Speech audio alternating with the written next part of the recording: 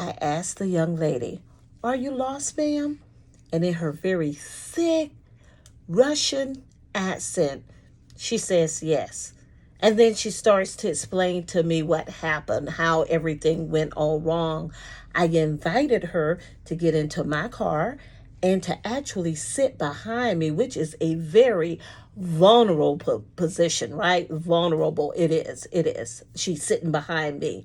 But it's really interesting to watch her communicate. She would use her phone as a translator, and it would tell her what she needed to say and how she needed to say it. And then she would be able to communicate with me. I took her to the grocer, and while she was in there, I waited outside. I told her I would not leave. I would wait so that she could get home safely. And she came out, y'all, and greeted me with what? Fresh flowers. She bought fresh flowers. A grateful heart she had. That's how God wants us to operate.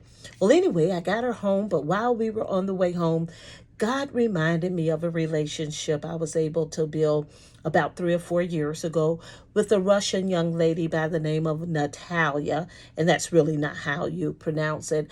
I had such a hard time pronouncing her name until I gave her a nickname, a term of endearment. I call her Lulu. I was able to call Lulu on the phone and put the two of these young ladies together. Now, my new friend is only 19 years old. She's here for university, but she has to go to language school first. The two ladies were able to communicate in their native language. How beautiful is that? And that is just how precise our God is. He cares for us, and he will see about you. He'll see about you no matter where you are. He'll protect you. He'll provide for you. And it reminds me of Deuteronomy 10, verse 19, where it says, "Love, therefore, the stranger." Now, I don't recommend y'all pick up nobody like I did. Don't go against Daddy's advice. Don't go picking up strangers and then asking God to bless your mess. Don't you dare do it. But he says to love, therefore, the stranger, for you were strangers in the land of Egypt. Now, there are many people out there still in their land of Egypt. I was once in Egypt. Maybe you were once in Egypt.